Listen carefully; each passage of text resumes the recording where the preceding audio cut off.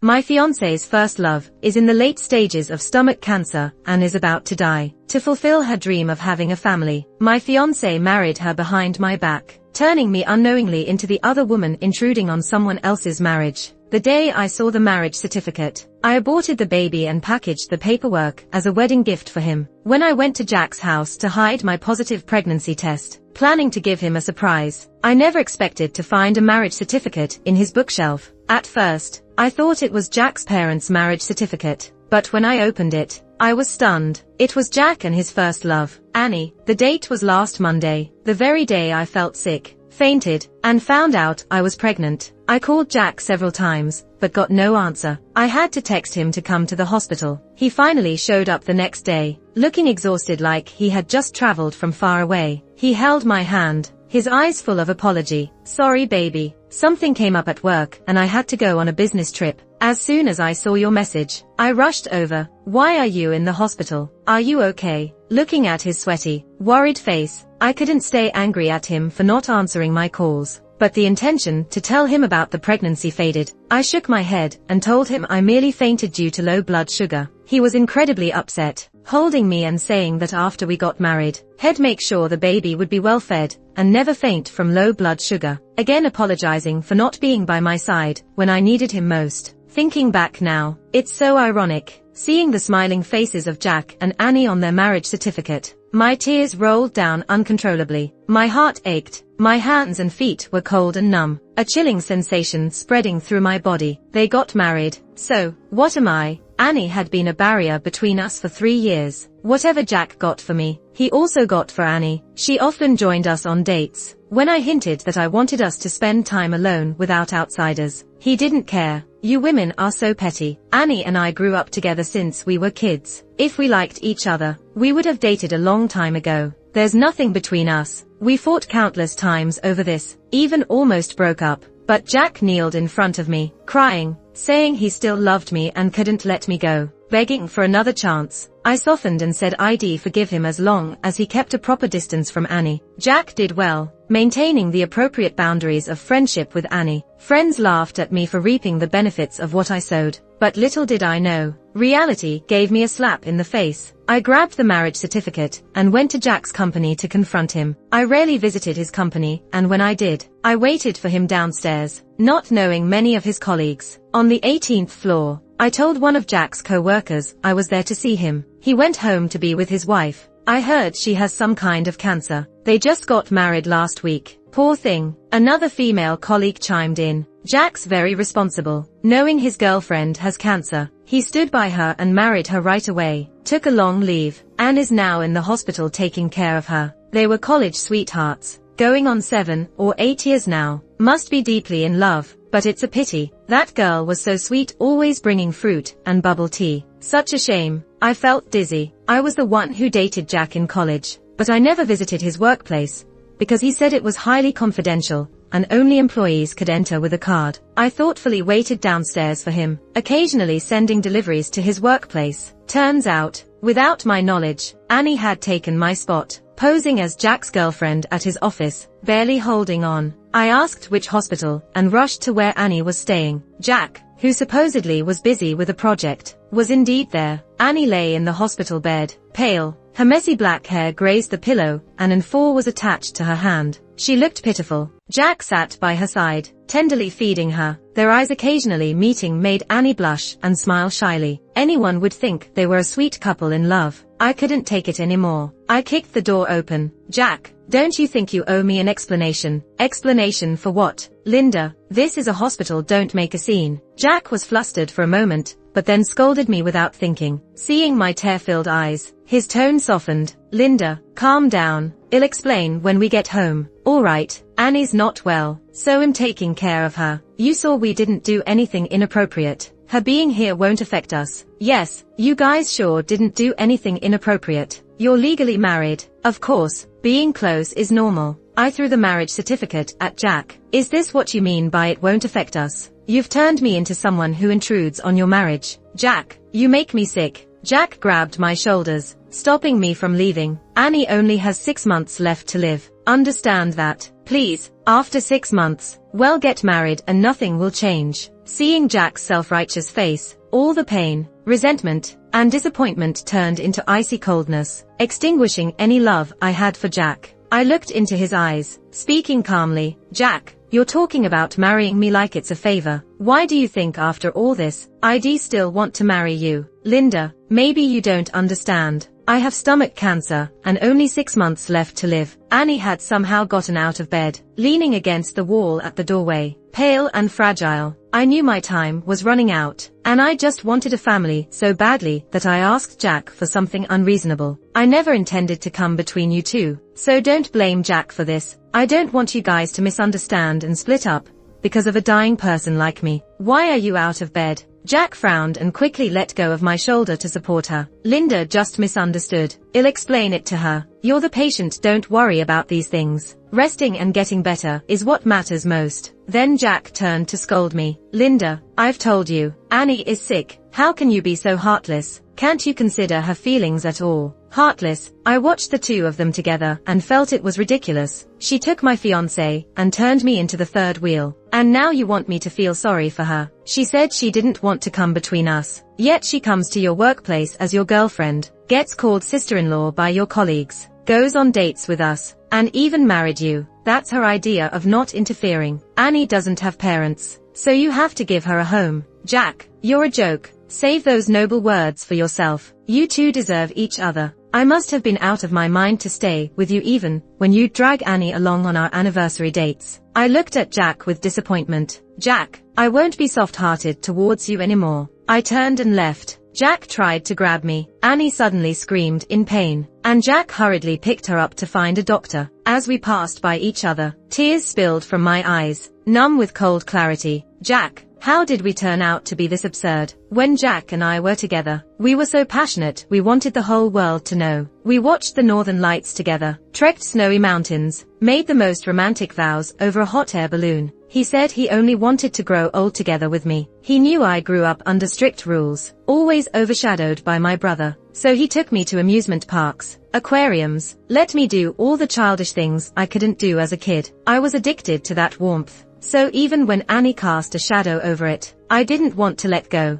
I thought if I could drive her away, I could keep that warmth. But I forgot. If a third person can come into a relationship, it's because one party allowed it. If it wasn't Annie, it'd be someone else. The one I should have driven away wasn't Annie, but Jack, who had no boundaries and feigned ignorance to enjoy this ambiguous game under the guise of friendship. I scheduled an abortion. After the surgery, clutching my belly, I felt empty, like something had been taken out with the baby. When I first discovered the baby, I was ecstatic. I thought a lot. I imagined the baby calling me mom, calling Jack dad. I wanted to give the baby the best, whether boy or girl, so they wouldn't suffer like I did, endlessly chasing a mother's love that never came. It's too painful. But I never thought I'd end things this way. Baby, I'm sorry. Tears flowed uncontrollably. I'm so sorry. If I could, I would have loved for you to come into this world. But I simply can't. I can't bring you into this world knowing Jack married Annie. I can't become what I despise the most. The third wheel who ruined my parents' marriage. I hate so much. I hate Jack. Hate him for making our child a bastard. Hate him for forcing me to give up our child. The deep love I once had for Jack has now turned into deep-seated hatred.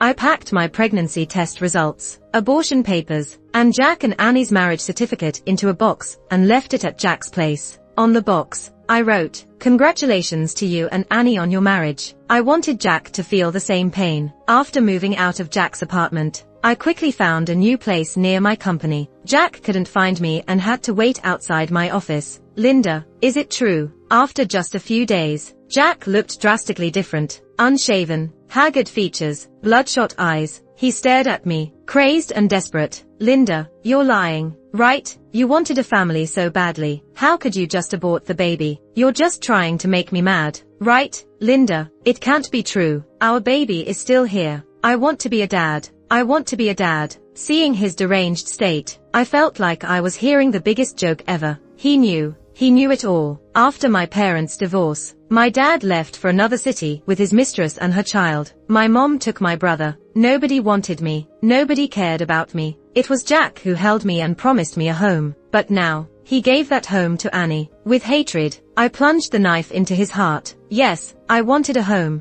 but I refused to be the other woman. The moment you married Annie, we were over. You killed your own child. Jack's whole body shook. His arms hung limply at his sides. Tears welled in his eyes as he looked at me, his voice weak like a whisper. But Linda, this was our child. I'm the father. I had the right to know. How could you be so heartless to not even ask me before you aborted the child? I let out a cold laugh. Softly, I said, I wanted to surprise you. I even hid the pregnancy test results at home. But what did I see? I saw your marriage certificate with Annie. Jack, while you're pitying Annie and giving her a home and your care, have you ever remembered I was your fiancé? Jack stood frozen, despairing as he looked at me. But Annie is terminally ill. I just need to take care of her for 6 months. Just 6 months. I never planned to abandon you. Linda, I love you. I don't love Annie at all. Please don't be mad at me. Let's go home. I'll give you a home after 6 months. I took a deep breath and slapped Jack hard. Keep that disgusting home for Annie. I don't need it. Jack, we're done. I gave you a chance to come back. I won't give you another one. Jack is stubborn. I always knew that. Even though I lost our baby and wanted to cut ties with him, he kept trying pointlessly. He went crazy sending me gifts and flowers. Our colleagues knew Jack and I were engaged before, and they teased me. Linda, you're so good at handling your husband. Even after all these years, he's still so attached to you. I smiled and played with the flowers in my hand, then handed them to a colleague. I said indifferently, he's not my husband. He's married to someone else now. My colleague was stunned. Then what is he doing? I said nonchalantly, being pathetic. I guess, he's pretty pathetic. When I chased him, he found me annoying. When I told him to stay away from Annie, he said I was petty. Now that I've let go, he keeps coming back. I guess people only realize what they have once they've lost it. After work in the evening, I got a call from my mom. Come home tonight. My mom hardly ever calls me. The few times she does, it's to ask for money for my brother. I've already been disappointed in her. I'm busy with work and need to work overtime tonight. Just tell me over the phone. My mom heard I didn't want to come back and didn't say much. She just commanded me in her usual superior tone. Get back together with Jack. What did you say? I thought I misheard. My mom impatiently said, stop sulking and make up with him sooner. If Jack really dumps you, you'll have nowhere to cry.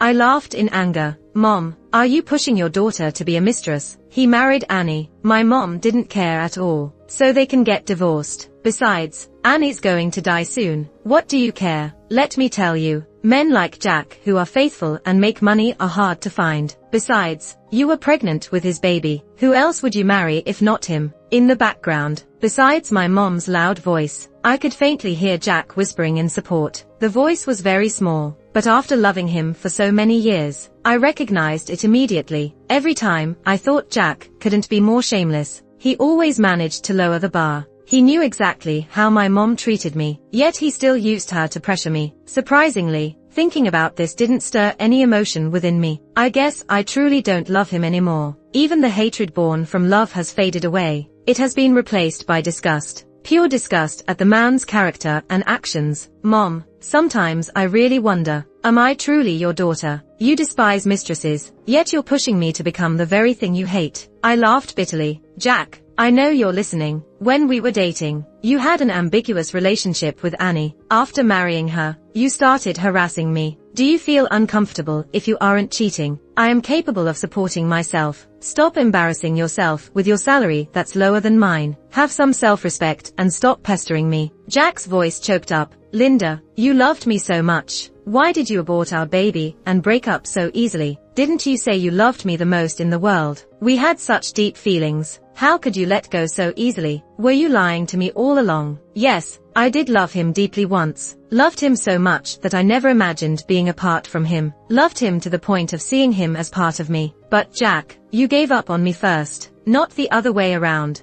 Jack, there's no need to play the victim here. Don't brainwash yourself. Even the deepest love can be worn down. My love for you has been completely worn out. I don't love you anymore. I sincerely wish you and Annie all the happiness in the world, to live and die together. With my most venomous curse, I decisively hung up the phone. This time, I added my parents to the blacklist too. They chose to abandon me first, so my life shouldn't be shackled by them either. My life should belong to me. After breaking up with Jack, I focused more on my work and my own life. Every day, I went to work and took walks. During one of these walks, I ran into Frank, who was also walking his dog. Frank was the boy from my neighbor's house. We went to the same elementary, middle, and high school, but went our separate ways in college. After graduation, we both returned to our hometown to work. He's kind of like my childhood friend. We used to be very close, but after getting together with Jack, I gradually distanced myself from Frank. Even though we worked in the same city, we seldom met. It's funny, Jack didn't respect boundaries and hurt me. I, on the other hand, empathized with how hurtful it could be and didn't want to hurt Jack over boundary issues. So I slowly distanced myself from Frank. As it turns out, those who respect boundaries don't need to hurt others to realize the importance of keeping their distance. Those who don't respect boundaries, even if they apologize and repeat their mistakes, will still not change. It's not that they don't know it'll hurt you, they just don't care. Frank stood at a distance, looking at me. It was late autumn, and he wore a fluffy gray sweater and dark sports pants. He looked dashing, with a refined and gentle demeanor. Frank's dog was way more enthusiastic than him. As soon as it saw me, it lunged at me. A fluffy white ball crashed into me. I instinctively stepped back. Then I heard Frank shout sternly, "Linda, come back." As soon as the Samoyed heard, it wagged its head and ran back to Frank, rubbing against him. Its black eyes were like obsidian, sparkling as it looked up at him. It placed a paw on Frank's foot, looking all cute and innocent like an angel. I hesitated. "What's your dog's name?" Frank's eyes wandered. I snarled and lunged at him, grabbing his neck. "Frank, go to hell." We played around for a bit. Frank suddenly asked me, "Are you guys over?" I nodded. Frank didn't say anything else and asked if I wanted to go get some barbecue. I thought about it and agreed. Frank and I put the Samoyed back home and went to a nearby barbecue stall. Frank didn't talk much, and we both ate in silence, sipping on some drinks. We weren't drinking alcohol, yet I felt a bit drunk. I looked at Frank sitting beside me. The man had his long lashes lowered, and his slender, fair fingers were peeling crawfish. His already handsome face looked even more refined under the hazy moonlight. After a moment, Frank placed the peeled crawfish on my plate and took away the garlic scallops in front of me. "You always get an upset stomach from garlic, remember?" My eyes suddenly felt hot. I sniffled. In a muffled voice, I asked, "Frank, how did I not choose you but ended up with Jack instead? I just can't figure it out." If we talk about looks, Frank beats Jack by miles. If we talk about grades, Frank has been topping the class since middle school and got into Harvard as the top student. As for families, Jack and I come from pretty ordinary backgrounds, but Frank's family is genuinely wealthy. If it weren't for Frank being kidnapped and held for ransom as a kid, his dad wouldn't have moved to our neighborhood to keep a low profile. I stared at Frank's unbelievably handsome face, trying to understand, with someone who has everything like Frank, how did I end up choosing Jack? Frank looked away, a bit awkward. I thought his face might be red, but on closer inspection, it seemed like the red light from the streetlights. His expression remained mild. After a moment, he said something softly. I didn't catch it. I asked him what he said. Frank glanced at me. I said, "Do you want to go on a trip to clear your mind? If you want to go, I can be your guide. I haven't taken my annual leave this year anyway." I kind of wanted to travel to avoid Jack's harassment. Frank smiled slightly, his dark eyes sparkling. For a moment, I felt like I saw the Samoyed in Frank's eyes. When Frank fed it, its eyes were the same, sparkling brightly. Over the next month, Frank took me around to various places. Spending time with Frank gradually melted the distance that had formed over time. It felt like we were back to our closest days. Looking at the beautiful landscape, the love and pain that once tormented me started to fade. When I recalled the day I found out about Jack and Annie's marriage certificate, it felt like there was a thin veil separating it from me. The intense feelings were gone, replaced by a subtle melancholy. I think I've really moved on. During this time, a few mutual friends of Jack and me called. They said Jack couldn't find me, drank himself to the point of vomiting blood at the bar, and asked me to go see him. One of Jack's friends even came straight out and called me sis. I smiled and corrected him. "Jack's married to Annie now, you should call her sis." Jack's friend was dumbfounded. "What?" I sighed. "So next time something happens, please go to Jack's wife instead of me, okay?" With that, I hung up, looking at the growing blacklist. I sighed. Frank sat next to me, naturally leaning over to massage my temples. His warm breath brushed against me along with the clean, subtle scent of mint that surrounded him, wrapping me gently. Linda, have you considered starting a new relationship? I shook my head. No, I think I'd rather focus on my work right now. Once, I made love my whole world, and Jack was all of it. When I saw Jack's marriage certificate with another woman, my world crumbled. I used my deep hatred for Jack to force him out of my life, but it hurt too much, like cutting out my own heart. I don't want to make someone else my whole world ever again, or want the home they give me. Frank didn't say anything for a long time. The night sea breeze gently swept in, bringing a tiredness that made me drowsy. Frank spoke softly. Linda, when you're ready for a relationship, just turn around and look. This time, I heard him clearly. That night, I had a nightmare. I dreamed that Frank confessed to me, and when I said I wasn't ready for a relationship, he turned into a shark and ate me. The next day, I looked at Frank with a strange expression. Frank raised an eyebrow. Why are you looking at me like that? I stammered, but didn't say out loud that I felt like he might like me. What was I thinking? Frank is so amazing, how could he possibly like me? Besides, thinking about my past with Jack, I dropped my gaze in embarrassment. Even though I retorted to my mom that day, I couldn't deny that my mom's words still affected me subtly. I didn't think someone as perfect as Frank, handsome, wealthy, good-natured, and successful, would like someone like me. But Frank seemed to notice I was deep in thought. His fair, slender fingers worked like magic, and before long, a snow-patterned tissue in his hand turned into a blooming rose. He placed the rose in my hand. Linda, I like you. Holding the rose, I hesitated. I've thought about a lot of things, but when it comes to words, all that comes out is the advice from my mom. I finally said,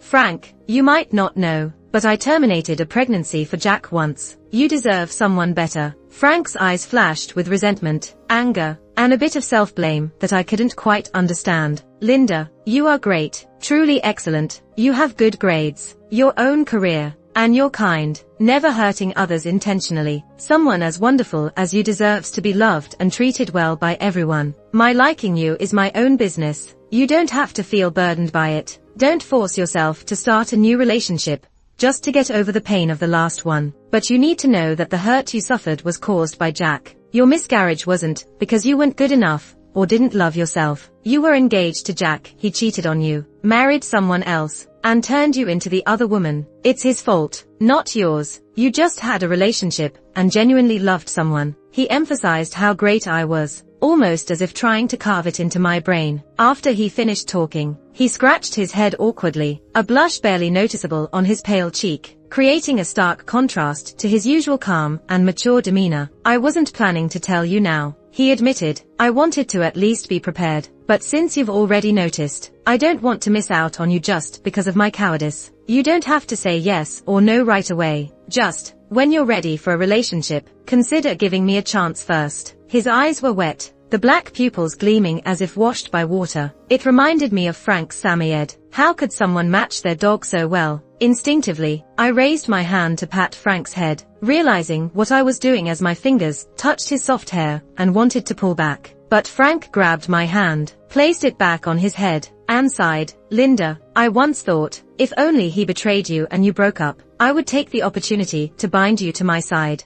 But what I want most is for you to be happy, regardless of who brings you that happiness. I went back home for a month. One day, Frank and I ran into Jack while having dinner. I guess Jack had stopped looking for me after I'd disappeared for a month, letting me peacefully work for a few days. Upon suddenly seeing me, Jack's eyes lit up with immense joy. He rushed over, ignoring his friends. Linda, I finally found you. Where did you go? I asked your colleagues, and they all said they didn't know that you had taken a month's leave. Linda, please don't be mad at me anymore. I've divorced Annie. I know what bothered you was my relationship with her, and now I truly realize my mistake. I won't have anything to do with Annie anymore. Please come back. Linda, you want a family, I'll give you that. Let's get married right now. I stayed silent, but Frank snorted. For someone who cheated, you sure talk a lot about feelings. Jack finally noticed Frank, his face instantly dark. Frank, what are you doing here? He had met Frank when we first started dating, and he was always jealous of him. Eventually, I limited my contact with Frank to calm him down. Jack glanced between Frank and me, seemingly reaching a realization. You must have been with Frank this past month, right? Now I understand why you were so heartless, even aborting the child. You've been with Frank all along. Annie was just an excuse. He sneered. How do we even know who the father of the child was? Frank lost it and punched Jack. How dare you say that? You cheated. Don't project your filth onto Linda. Jack punched back. That's between Linda and me. What does it have to do with you? It has everything to do with him.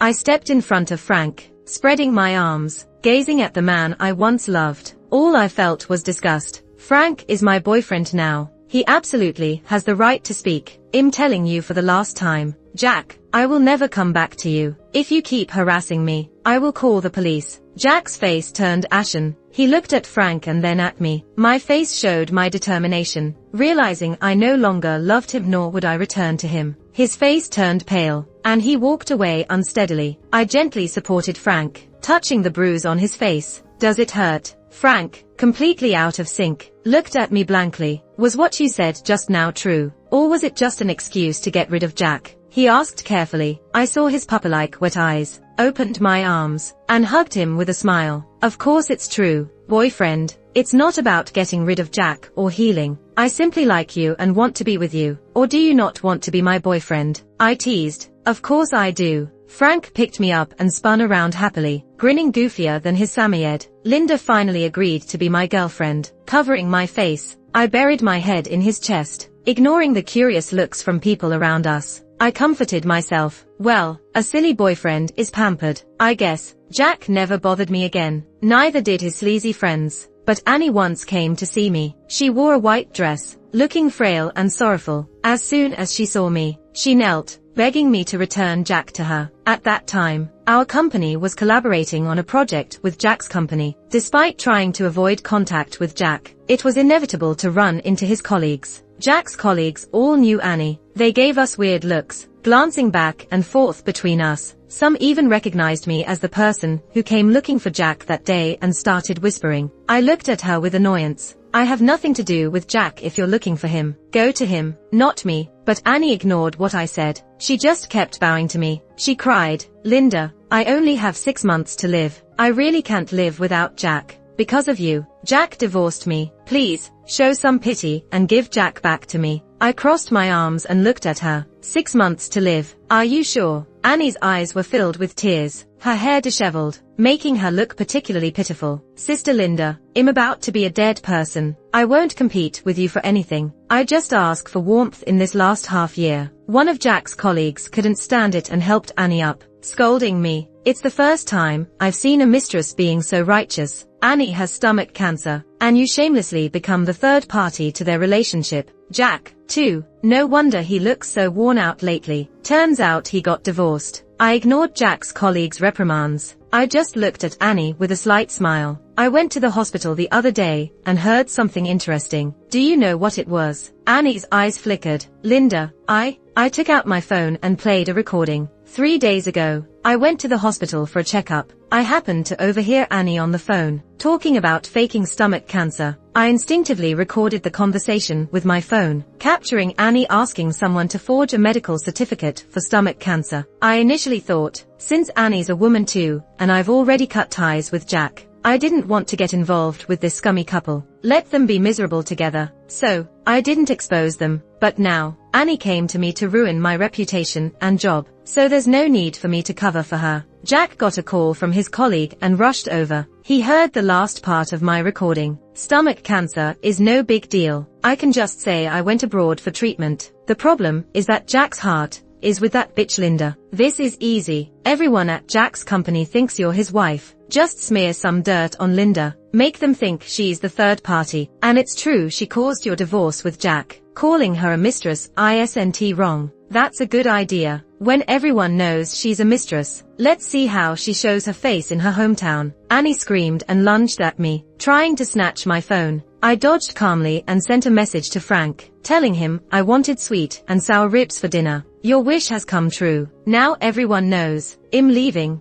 I didn't bother with what happened next. From what my colleague said, Jack and Annie started fighting on the spot. They cursed each other, revealing a lot of dirt on each other. It turned out Annie not only hooked up with Jack, but was also ambiguous with many other guys. Several girlfriends of Jack's close friends broke up with them because of her. Annie accused Jack of being scummy, saying if he didn't have feelings, he wouldn't have led her on and married her. She also claimed she was pregnant with Jack's child. The matter blew up, and someone even posted a video on Facebook. It got a lot of views. My friends came to ask if those were Jack and Annie. After this incident, Jack and Annie's reputations were completely ruined. Jack resigned a few days later and disappeared. I heard that for the illusion, Annie took a lot of random medication while hospitalized, causing real stomach issues. You could say, she got what she wanted. Nighttime, I was lying in bed scrolling through Facebook, when I suddenly got a friend request message from a stranger. Linda, I'm sorry, if there was no Annie, could we go back to the way we were? I was stunned for a moment. Frank, lying next to me, was annoyed that I kept ignoring him to look at my phone. He poked his head over like a little puppy. Linda, what are you looking at? I didn't reply and just deleted the request. With a slight smile, I said, just looking at Facebook.